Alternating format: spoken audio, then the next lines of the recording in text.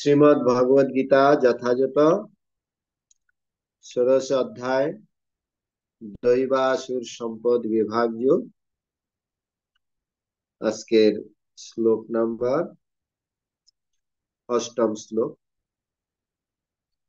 সবাই শ্রীমদ্ ভগবদ গীতা দেখুন, অষ্টম শ্লোক।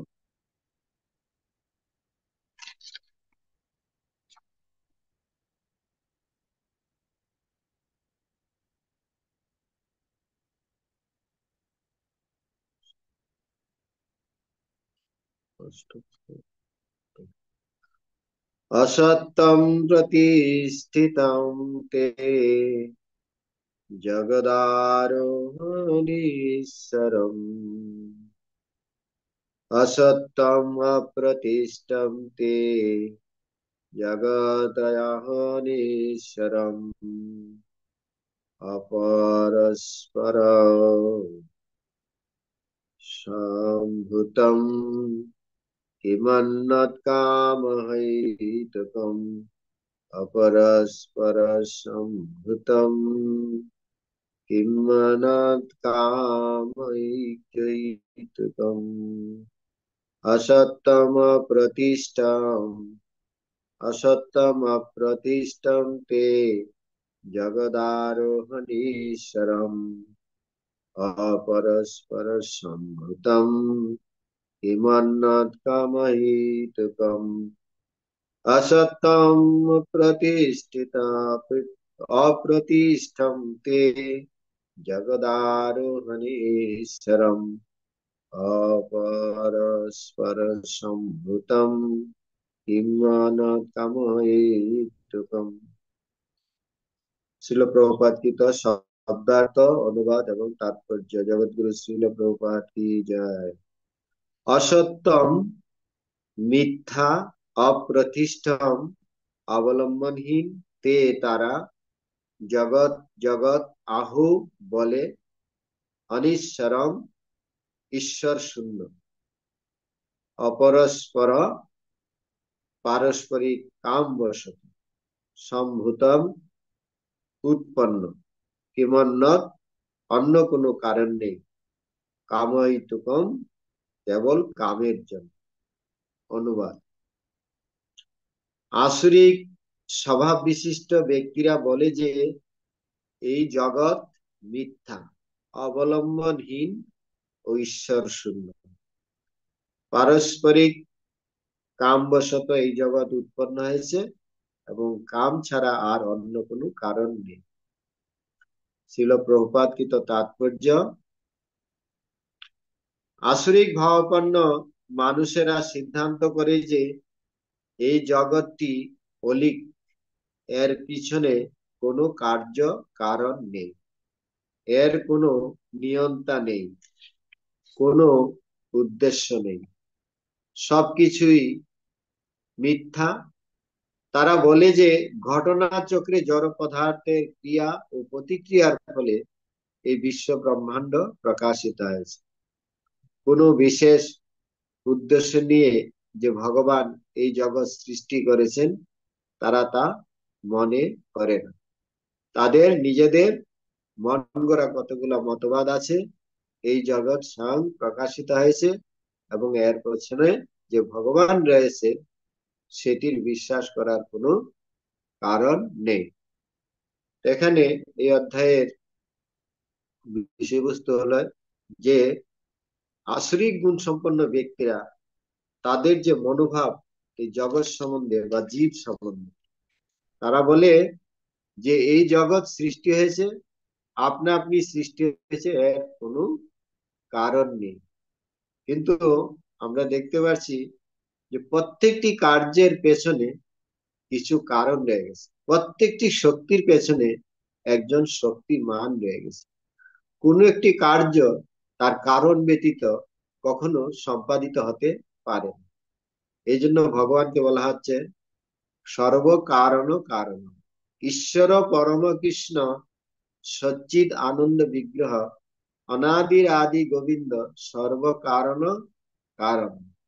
প্রত্যেকটি কার্যের পেছনে কারণ রয়ে গেছে, কোনো কারণ ব্যতীত কোনো কার্য সম্পাদিত হতে পারে না। যেমন একটি মোটর গাড়ি চলছে, সেটা আপনা আপনি চলছেন, তার মধ্যে একজন চালক আছেন। তদ্রূপ এই জগৎ সৃষ্টির পেছনে একজন স্রষ্টা রয়ে গেছেন। স্রষ্টা ব্যতি রেখে কোনো কিছু সৃষ্টি হতে পারে না। প্রভুপাদ একটি গ্রন্থ দিয়েছেন, জীবন আসে জীবন থেকে।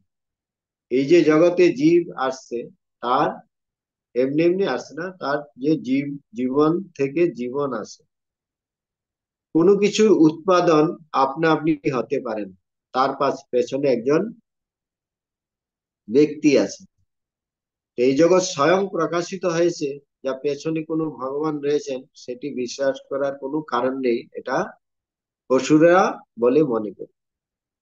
তাদের কাছে চেতন ও জড়ের মধ্যে কোনো পার্থক্য নেই, তারা পরম চেতনকে স্বীকার করে না।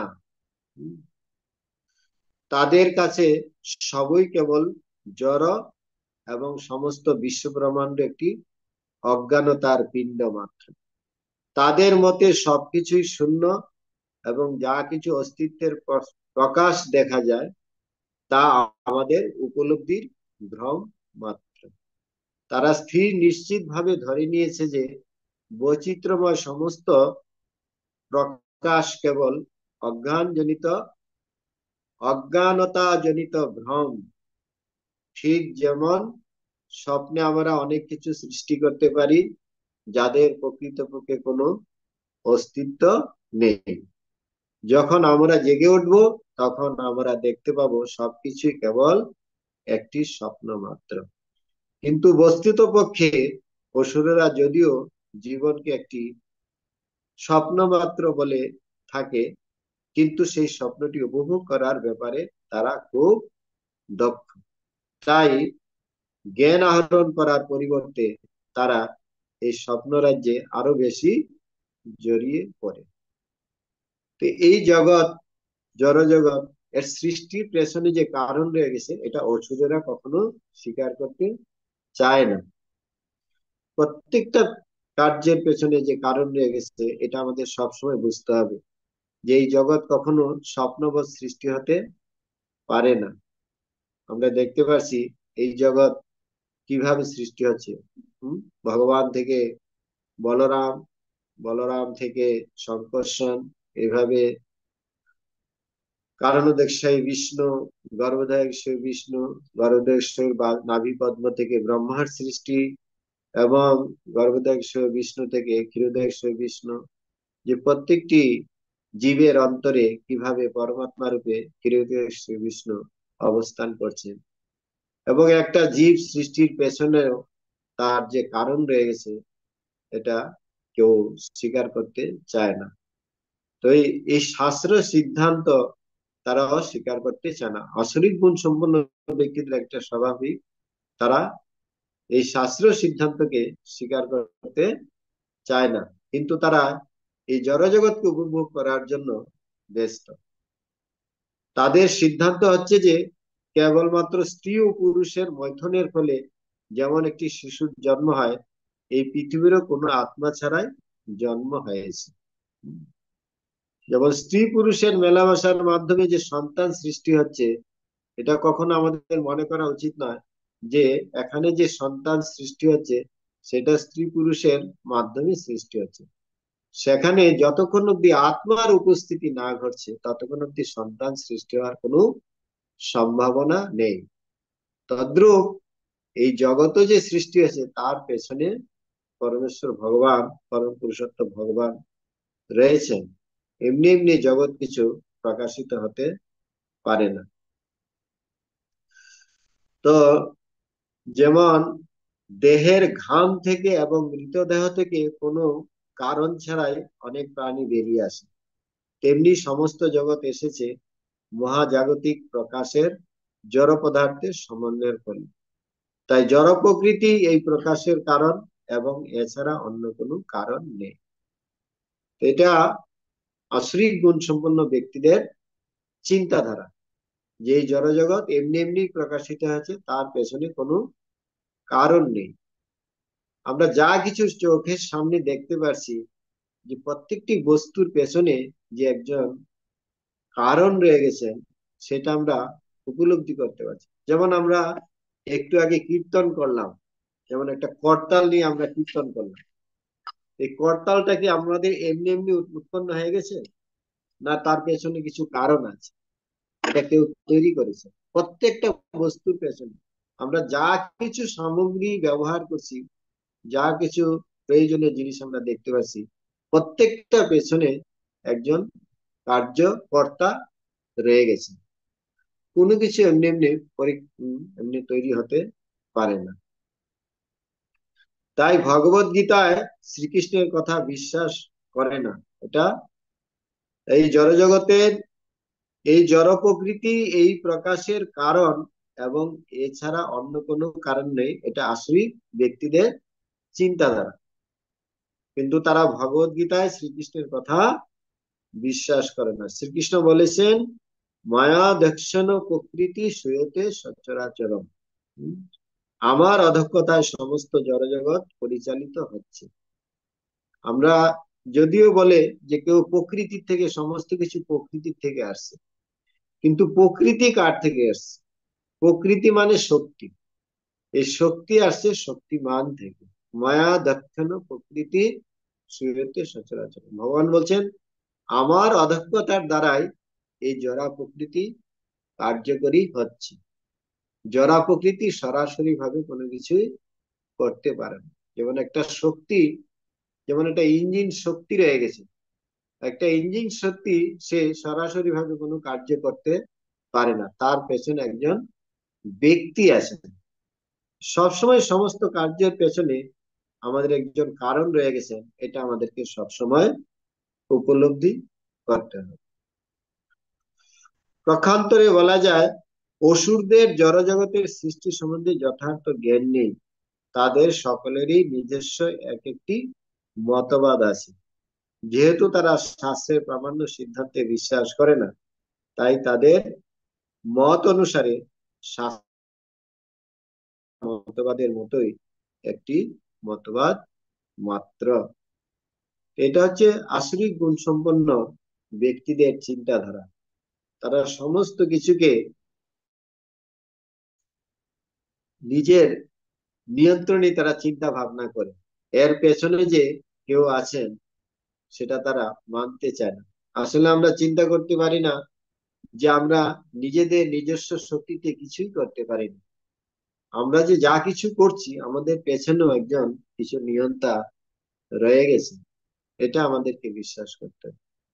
এই জন্য শাস্ত্র সিদ্ধান্ত যতক্ষণ অব্দি আমরা জানার চেষ্টা না করব, তার যে প্রকৃত যে নিয়ন্তা রয়ে গেছেন, পরমেশ্বর ভগবান রয়ে গেছে, এটা আমরা কখনো বুঝতে পারবো না।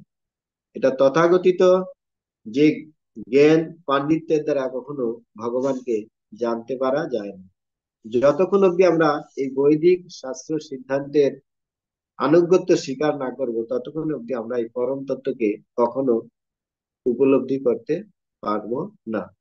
কেউ বলতে পারে যে ব্রহ্ম সত্য, জগৎ মিথ্যা, কিন্তু জগৎ মিথ্যা নয়। প্রভুপাদ বলছেন, এই জগৎ যদিও অনিত্য, কিন্তু জগৎ কখনো মিথ্যা নয়। এই কথাটা সবসময় আমাদেরকে বুঝতে হবে যে সেটা ভুল। যে জগৎ মিথ্যা নয়, জগৎ অনিত্য হতে পারে, কিন্তু সেটা মিথ্যা কখনো নয়। তো এইভাবে যে শাস্ত্র সিদ্ধান্ত, সিদ্ধান্ত বলিয়া চিত্তে না করা অলস, ইহা হইতে কৃষ্ণে লাগে শুদ্র মানস। এই শাস্ত্র সিদ্ধান্ত আমরা যতক্ষণ অব্দি উপলব্ধি না করব, যতক্ষণ অব্দি আমরা না মানবো, ততক্ষণই আমরা ভগবত তত্ত্ব বিজ্ঞান কখনো আমরা উপলব্ধি করতে পারবো না। এই জন্য এই আসরিক গুণ সম্পন্ন ব্যক্তিদের সম্বন্ধে প্রভুপাদ বিস্তারিত ভাবে আরো অন্যান্য শ্লোকে আলোচনা করা হয়েছে। এভাবে দৈবাসুর সম্পদ বিভাগ যুগের